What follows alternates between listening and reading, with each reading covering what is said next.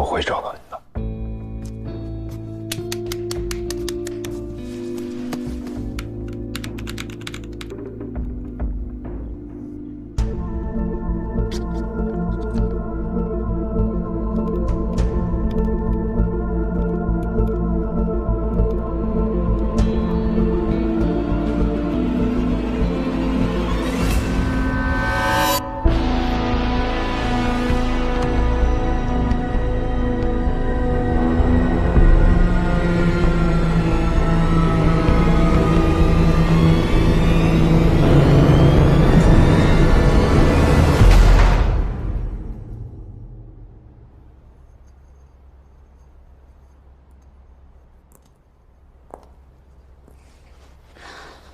昨晚上为什么没有回我信息啊？在忙啊，看窑炉呢，哪有时间看手机啊？今天下午给你发信息也好久才回。那时候系里安排消防培训，我还被拉上去，配合消防员，也是火长头生来着。那你应该跟他们坦白啊！你每天都在纵火，专业纵火。那能一样吗？火灾是毁灭，我可是造物。那我呢？我是灭火器。你是火源。那今天要不要把你给点了？今天不行哦，今天行了行了，逗你呢。我今天也没有时间。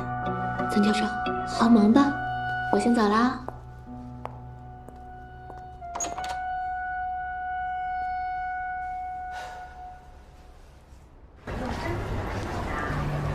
买花，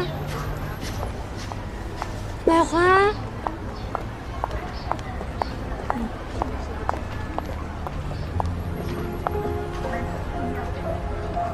都给我吧，不用找了。谢谢。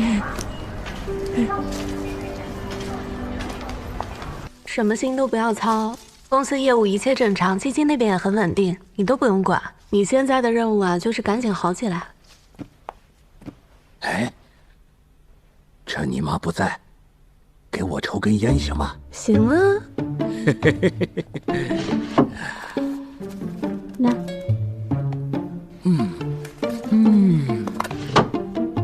哇，我要说你，你别再把烟放在我面前来勾引我、考验我。我是有担当的男人，我死都不抽烟。哼！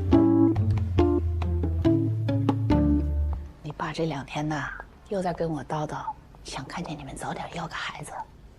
妈，我们现在都太忙了。他最近是不是经常不回家住啊？他是不是外面有人了？他敢吗？你们结婚那会儿他是不敢，可这2年他越来越好，可就说不定。年轻时你爸他也不敢，可这后来生意越做越大，赚钱了，他就敢了。妈，你就别说这些了。所以我说，你要想好好过，就得把他拴住，早点要个孩子。你们那个年代会这么做，我不会的。再说了，他现在又没什么事，我跟他彼此还是都很理解的。妈当然希望你们没事儿。孩子的事儿我不催你，自己想着点啊。知道了。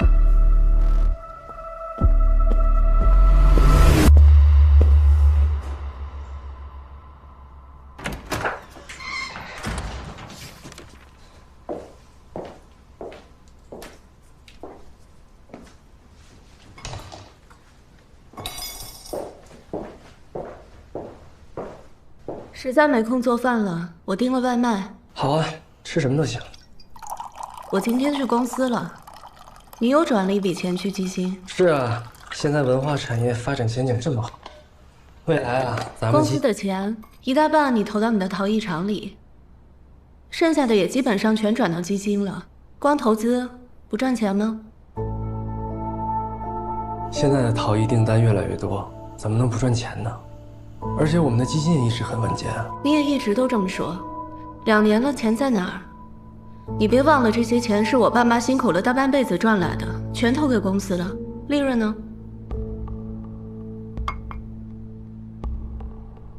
小玲，现在公司的前景非常的好，你要目光放得长远一些。而且我们是一家人。没错，是一家人，所以我爸妈信任你，把公司交给咱们俩。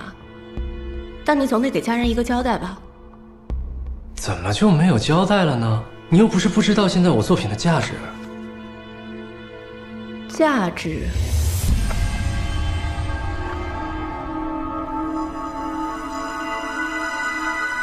曾老师，曾大师，拿了好多奖，作品被人追捧，谁追捧啊？你那些贵的作品，哪一件不是用基金炒作起来的？还有那些奖，我要不是你老婆，我哪知道还会有那么多听都没听过的陶艺比赛？你每次参加比赛花多少钱？又是弄作品，又是飞国外，回来还得花钱找记者帮你宣传写稿子，这就是你说的价值吗？你过分了啊！我怎么过分了？刚结婚的时候，你只是个大学老师，卡里连10万块都没有。我看中的是你这个人，我父母认可的也是你这个人。什么彩礼、房子、车这些，让你花过1分钱没有？你要当艺术家没问题，我们全家都支持你。你要发展事业，我们全家也都支持你。支持到今天，你觉得我过分？你也算个男人。再给我说一遍。你还想动手是？白小莲，告诉你，别给我用那种暴发户的思维去看问题。如今这个时代，审美是有价值的，艺术是有价值的。我的事业，我的成就，我的价值，是你们那种有2个臭钱的家庭理解不了的。没有我家的臭钱，哪有你现在这些光环？艺术家，你现在跟那些大老婆的外貌有什么区别？不想活就别过。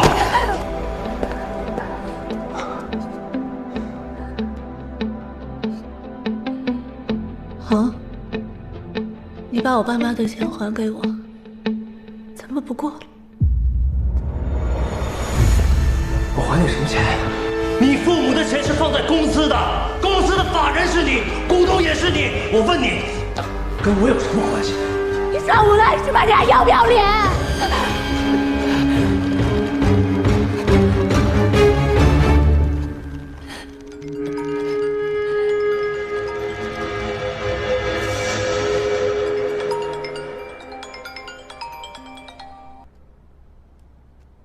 哎，孙会长，您好，您好，您好。哦，你说明天活动的事儿是吧？这我怎么可能忘了呢？你放心吧，我一定准时到，没问题。明天的协会活动一定要盛装出席，别忘了。你是我曾大师的夫人。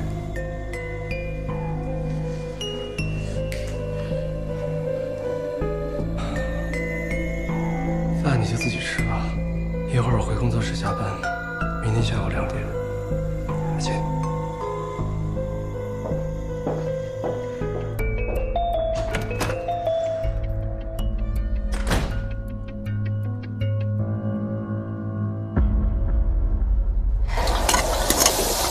你知道全市、全省、全国有多少个叫刘威的吗？肯定比杨振辉多，但估计会比李德少点吧。所以我们很难找到他。我明白，其实我挺高兴的，起码说明你已经相信了小薇真的出事了。我们那么草率，没有证据我也不相信他出事儿，除非你有什么线索。你忙活这么大半天，说说有什么收获？哎，我儿喝2杯酒，一会儿开车回去被交警给逮了，能不能帮我放？不用麻烦交警，我直接抓你就行。好不容易和人民警察把酒言欢，我还以为自己有点特权呢。我亲自抓你，不是还特权吗？这个盘子啊，就是在蛋苗艺术培训班做的，小薇上的体验课。蛋苗艺术培训班的体验课教的都是这个盘子，是模仿一位大师的作品，不是死了的大师啊，是活着的，还挺年轻。他是蛋苗老板的同学，草荣大学的教授，叫曾杰。蛋苗的人跟我说，他们基本上不会跟学生提综艺，体验课就更不会了。但是这个曾杰大师，他是一个追求完美、他特别在乎尊严。到目前为止，追求完美、尊严这2个词，我也就听2个人说过，一个是小薇，另一个就是曾洁。所以你觉得刘威和曾洁有关系？曾洁在水源艺术村有一个工作室，2018年11月24号晚上，一场大火把他的工作室烧得一干二净，什么都没留下。你和刘威分手的时间是10月20号，我在就在之后的1个月。小薇直播断播，视频停更，也就是火灾前后那几天。但这个不能说明什么。小薇跟我谈恋爱，偶然去了蛋苗做了这个盘子，偶然认识了曾洁，我啥也不是。曾洁，青年才俊，大学教授，陶艺大师。1个月后，曾洁的一场大火，小薇杳无音讯。你觉得这个逻辑背后有没有什么真相？你看你不说话了，说明你也怀疑了呀。我知道我这么做不符合程序，但你不觉得我的假设都是能说得通的吗？你都说了，是假设。你假设刘威与曾洁工作室的失火有关，但是一宗火灾都已经上新闻了，消防部门肯定是调查过的。你可能不知道，在消防调查之中，对于骨骸的搜寻一向非常严谨，如果有问题，肯定会被发现。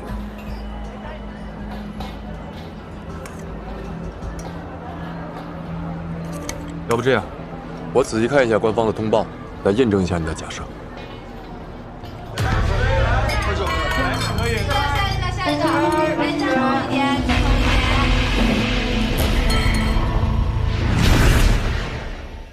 您看一下，这张照片拍摄于11月24日的10点03分，那会儿所有聚会的人都在呢。你们经常这样举办聚会吗？哦，1、2个月一次吧，平时大家也都挺忙的。拍完这张照片不久后，我太太说累了，想要先休息。然后我和朋友又聊了1个多小时，大概在11点30分左右结束。因为我的工作室是在水源艺术村，在那边叫车的话，车一般都会停到村口，所以我就送朋友们下楼出门，这样。那个时候，你有没有注意过碳盆啊？没有，这的确是我的疏忽。送完朋友之后，我就去看看窑炉的情况，正在检查时候，发现2楼起火了。那这么说，你看到的起火位置是在2楼？没错，我刚回到工作室的时候，1楼还没有火，我就跑去了2楼。2楼我平时会放一些书画这样的东西，也都是易燃品。我上去的时候，火已经没法扑了，我就直接又冲到了3楼。3楼的门是锁着的，我只能用力的拿脚踹，最后把门给踹开了，发现我太太并不在里面。这我才放心的去逃生。幸好我存了一些救生用品，于是我就裹上了防火毯，戴上了面罩，才跑了出去。不然，恐怕连我也跑不出去了。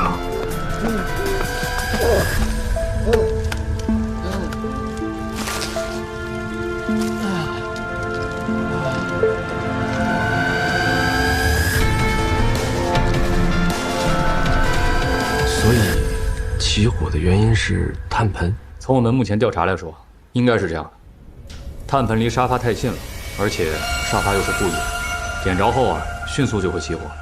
再加上您的茶几上有非常多的酒，而且有2瓶呢，还是度数非常高的。朋友带了调酒用的生命之水，90多度，那基本上就是助燃剂了。这幸好您工作室离周围建筑还比较远，这才没有造成更大的损失嘛。哦，对，您这是？我要由衷的感谢你们。啊，其实我们赶到现场的时候，他就已经……不，前段时间如果不是你们来我们学校做消防培训，我哪会准备防火毯这些逃生用品呢？况且这些东西我根本不会用，也是你们来培训的时候我才学会的。救火很重要，但教会了我了解火灾和自救方式也同样重要。曾教授，据说您的很多作品在这次火灾中都已经损坏了，这真是太可惜了。是啊，不过文艺史上也有很多作品没能流传下来，但也不妨碍他们都留下来了。曾老师，我们这次访谈的主题是浴火重生的艺术大师。我们听说您要重建工作室，是要做的和以前一样？是的，这种重复并不是创作，而是我习惯了过去的工作方式。我相信您一定可以超越过去的自己。人通常不能超越过去的自己，并不是因为能力不足，而是因为过去会阻碍未来。过去的荣耀会让人变得懒惰，变得失去锋利。我第一次获奖的作品是在20岁时做的，今天去看，我会觉得有很多地方做的都不够精细。可如果我70岁、80岁再拿出来看，或许会非常满意，觉得年轻时的自己尖锐、锋利，充满朝气。那是因为70、80岁的我已经提不起笔了，无法再创作了。所以这场火也是给我下了个决心。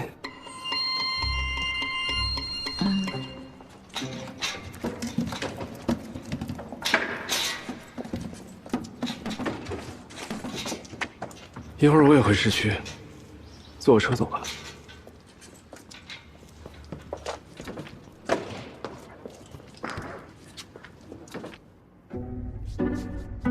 我准备去吃饭，你呢？啊，我准备回家自己做一点东西吃。还会做饭？嗯，主要是在外面吃饭太贵了，而且我又挺爱吃的。那你最想吃的餐厅是哪家？那可太多了。我这边有一个专门的记事本，它上面存了好多我特别想去打卡的餐厅呢。那你导航吗？我导航？去哪儿啊？去你收藏店啊！你今天就别做了。可这些餐厅它太贵了。我请你，请吧。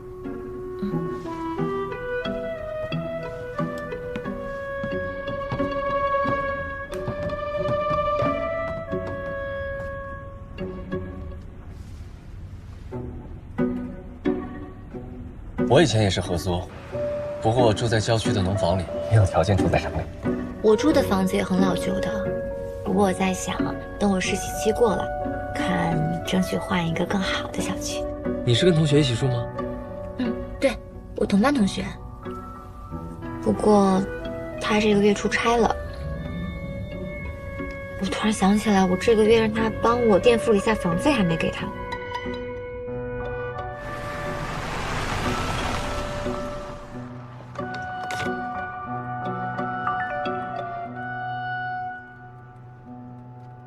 曾老师，微利贷还要还利息，我又不用，你以后直接还我就行了。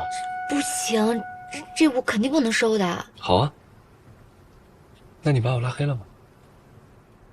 那更不行了。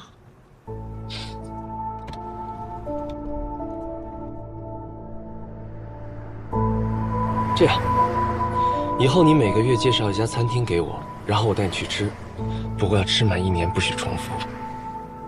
好，但是这个钱我肯定是要还给您的。好，等你收入高了再还给我。谢谢曾老师。我手机没电了，你家有充电器吧？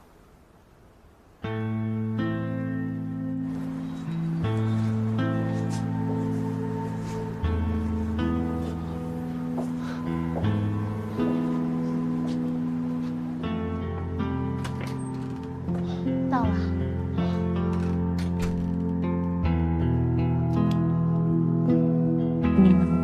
手机。哦，谢谢。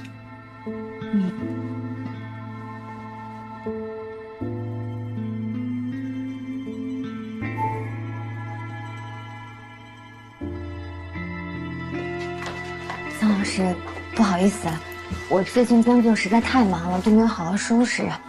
我应该先收拾好再请您过来的。你应该说，你很整洁，是你的室友太乱了。对，不是他乱。要喝点什么吗？其实你做一些艺术家的专访，对大众来讲还是窄众，不如做一些金融类的，草荣市的一些投资人啊、基金经理啊，跟我关系也都不错。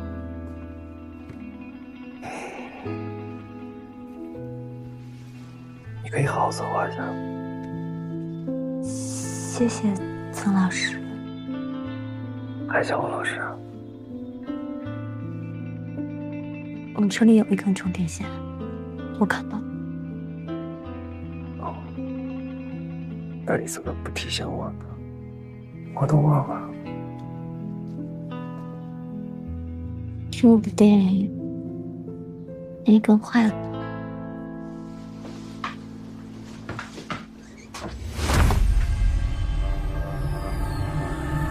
你为什么在这里？我不知道，我想找我的家人。阴阳两隔，你本不该来这里。你是有什么放不下的事情？你是什么人？为什么别人看不见我，你能看见？我是鬼差。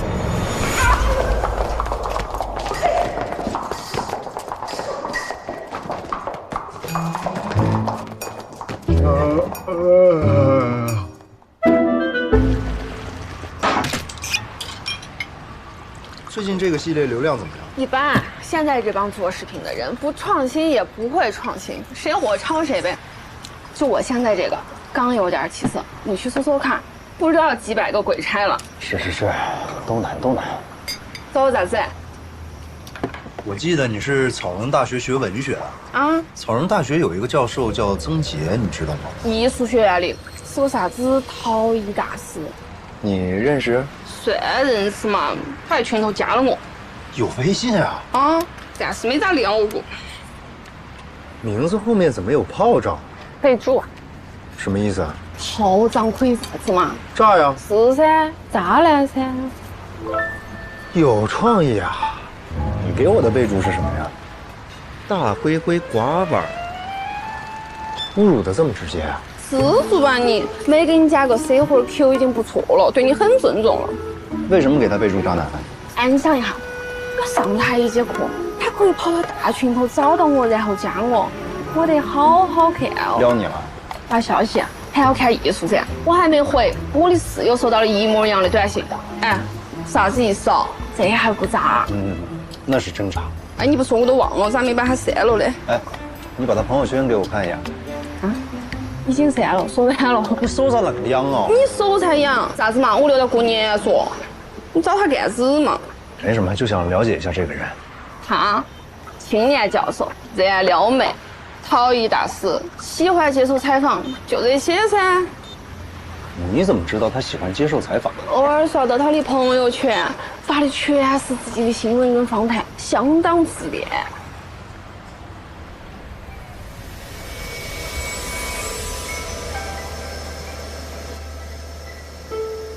采访曾老师，您没有预约吗？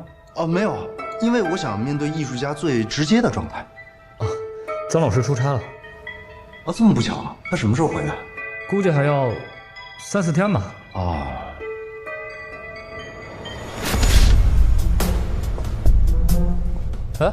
哎，这个就是窑炉吧？哦，对，我们这儿的瓷器都是用这个炉子烧制的。看起来还挺先进啊。电脑控温，算是目前最先进的了。哦。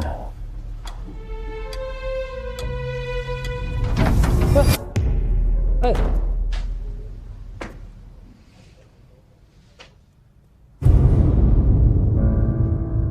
是不是把陶瓷直接放进去就行了？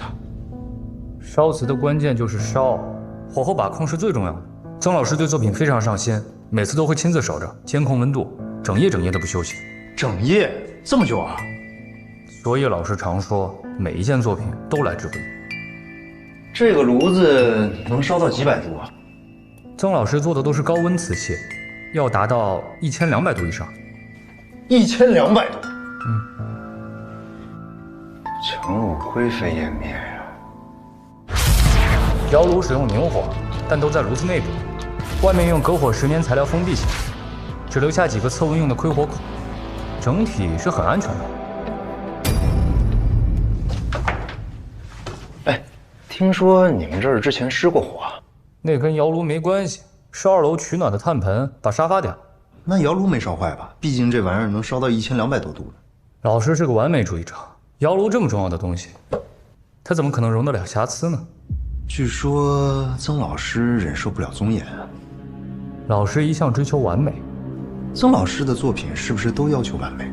老师常说的是趋于完美。趋于。对。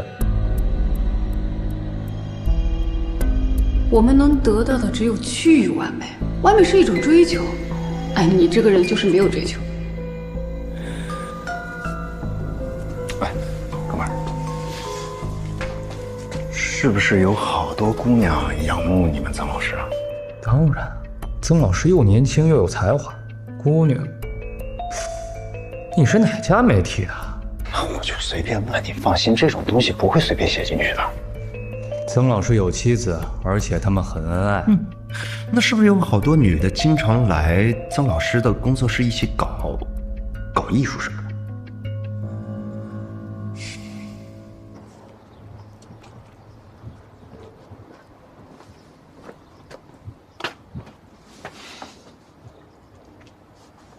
他们让你过来，马上重要还是他重要？他们让你出来，你打他噻，瓜兮兮的。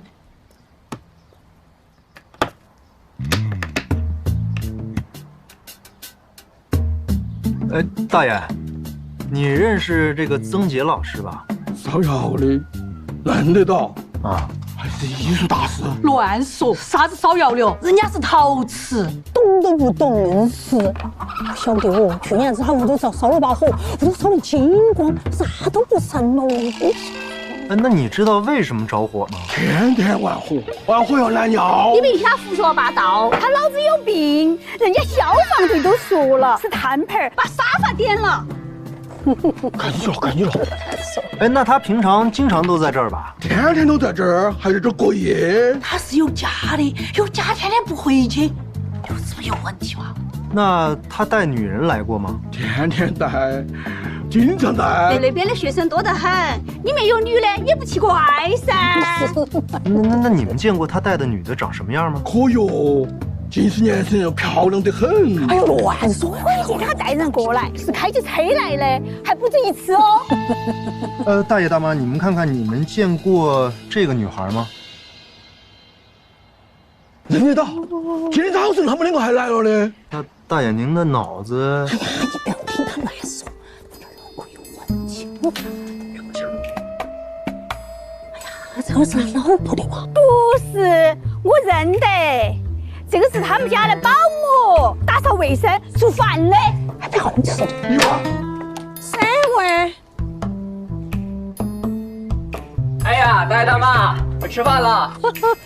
吃饭了，吃饭，慢点，慢点，慢点，哎，慢点，慢点，哎，走了，慢点，好嘞，好嘞。谢谢您啊，这要不是您陪他们打牌，他们说不定跑哪去了。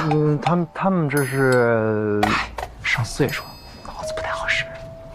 谢谢你啊。哎呀，老子都不记事儿了，说的话你也能信？我没信啊，但他们的说法佐证了曾杰一定经常往工作室带女人。他要是没带的话，这些脑子不好的大爷大妈怎么会有这样的印象呢？等下，哎，你在查案的时候，一个小孩和一个成年人说的不一样，你信谁的？一个脑子不好的人或者一个神经病和一个正常人说的不一样，你又信谁的？而且啊，我问他学生的时候，他学生立马反问我是哪家媒体的。这曾杰在男女方面一定没有那么检点，要不然他学生不会这么警觉的。这就是你的推断和臆想。这就是我的推断，你可以反驳我的逻辑啊。行，就算是曾杰私生活有问题，经常带女生出入工作室，但你是怎么推断曾杰和刘威的交集的？他学生跟我说了一句话，老师常说的是趋于完美。刘威也跟你说过？对啊，我们能得到的只有趋于完美。就在他做了那个陶瓷盘子之后，哎。我之前不是跟你说过吗？啊，追求完美、尊严，如今又多了一句趋于完美。这就是一句普通的话，谁都说得出来。这是一句普通的话，但你仔细想想，你真的能说得出口吗？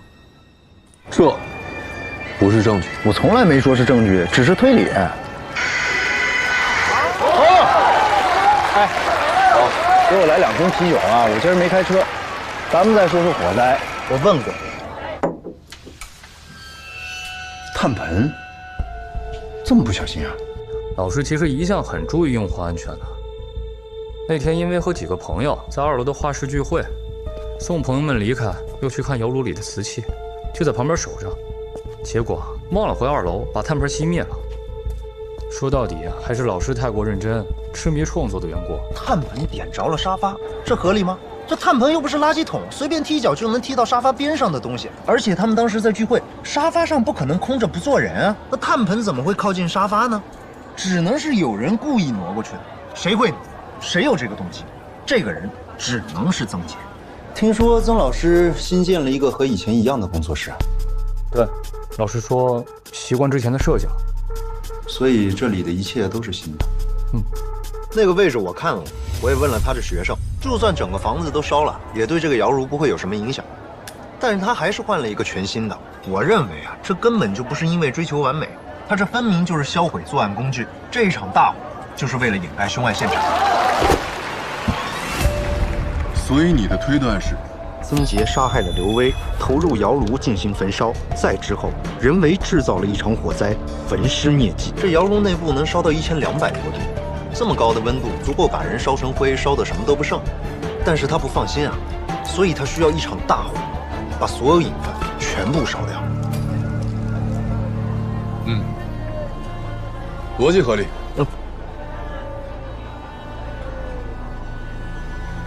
我问了他是学生，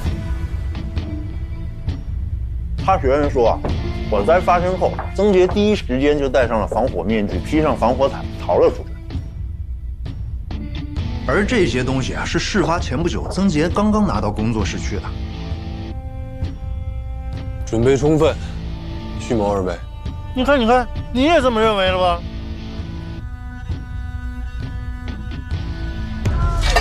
但是大灰灰，你觉不觉得这一切都可能是巧合？你信啊？炭炉距离沙发很近，但并不是完全贴着。因为当时有炭盆，所以2楼开了窗子。人们走了之后，风把毯子吹起，撩到了炭盆上。更换窑炉是因为窑炉的外部被高温辐射到了，会导致内部温控的不精确。曾杰是对艺术创作要求很高的人，所以他必须更换一个更稳定的设备。火灾前的1个月，曾杰被学校安排参加消防培训，还被叫上台与消防员一起进行示范。培训之后，消防局发了逃生的装备，他带回了工作室。如果按照你的推理的话，那岂不是消防局要和他一起演戏？你确定？是的。最重要的是，你知道曾杰工作室烧毁的那些艺术品值多少钱吗？几百万。里边有获奖的作品，还有一些待交付的瓷器。如果真的是蓄谋作案的话，他干嘛不把这些提前运走？你的分析的确挺有说服力的，网络上有非常详细的报道，我是逐字逐句看过的。如果有问题，绝对会发现。李德，你忽略了一个最大的疑点。什么疑点？你为什么会仔细看那个官方的通报？还不是因为你？那是因为你跟我一样都相信小薇失踪了。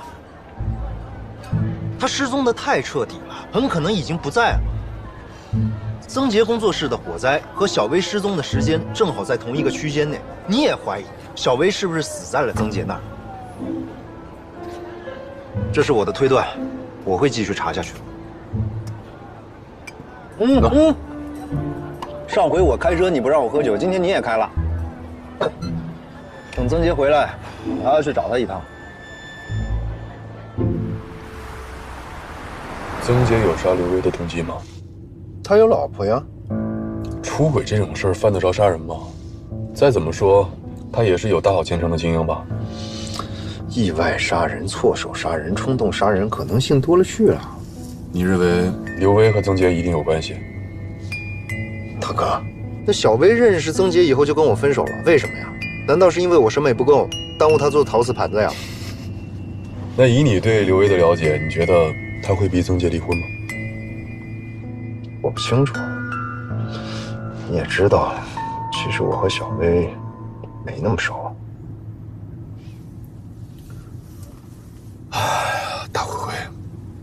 也是个重感情的人。真不是，我都快忘了他了。其实已经忘了，就是突然想起，突然发现他不见了。要是他现在突然出现在我面前，不管他过得好还是不好，只要人还在，我都会默默滚蛋的。前面放我下车吧。干嘛？这儿离我家不远，吃多了，走2步。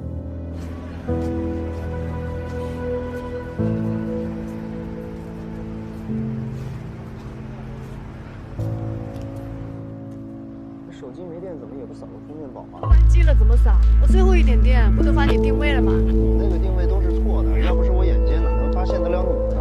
那是我长得好看好吗？看不见我是你瞎。对，哎，要不买个这个吧，你以后带着它一定特别醒目。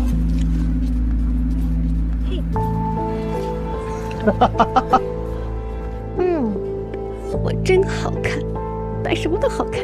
对，那你也来一个呗，这个吧。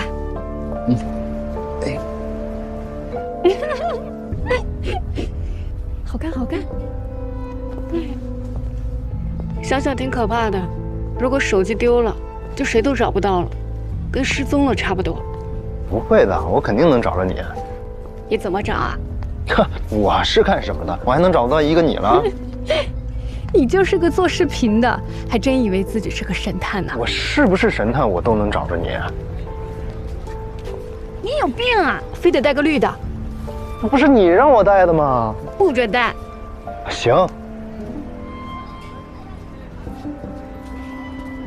等我们分手后，绝对不会让你找到我的。要是分手了，那一定是我不去找你。只要我找，我就一定能找到。哈，你试试，你试试，你试试。别打了，我错了。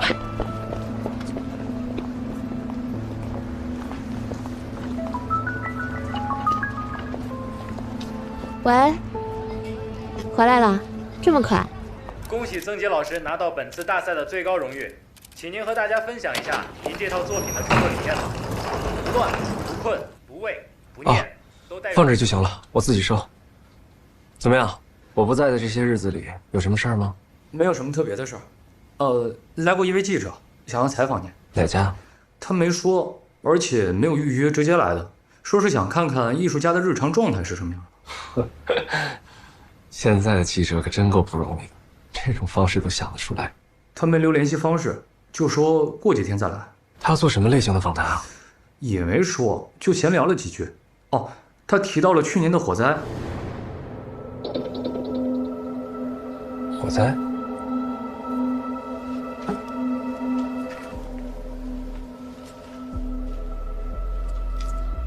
已经过了1年多了，怎么还有人提火灾的事儿？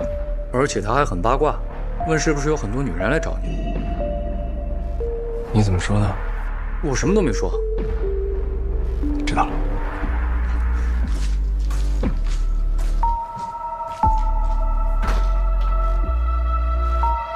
恭喜曾洁老师拿到本次大赛的最高荣誉，请您和大家分享一下您这套作品的创作理念吧。不乱、不困、不畏、不念，都代表着什么？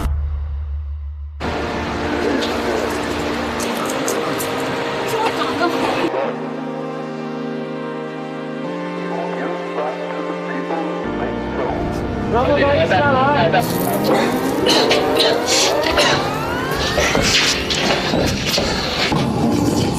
哎呀，爸爸，再来个！我怎么着也得查出来这个玩意儿是从哪儿出现。哎，对，好，来停。曾洁的一场大火，小民杳无音讯。现在这些拍视频的人，真的是，对不起老师。怎么了？没有，我说错词儿了。曾洁一定经常往工作室带女人，她要是没带的话，这帮人不会。对不起，不是带。看看你们见过这个女孩吗？见过，今天早上他们两个都来了的。大爷，您的脑子。再说一遍。怎么了？你还想动手是吧？哎呀，来找我，害怕，但摔得很轻，也算个男人。你还想动手是吗？哇，我摔了，当没倒。要不是你们来我们学校做消防培训，我哪会准备防火团？呸！你每天都在做火，真的能量吗？火灾是毁灭，我们是造火。那我相信未来一定可以做出更多更好的作品。不好意思，主要是对不起。潘晓云，我告诉你，别给我用那种。别对我们广呼吸，我不喜欢这种表演。来，真的，你得坐下。潘晓云，我警告你，别给我用那种暴发户的思维去看问题。如今这个时代，审美是有价值的，艺术也是有价值的。我的事业，我的价值。我怀的小老虎，我的事业，我的成就价值。真虚了吗？心虚了吗？说不定那个人坏了呢。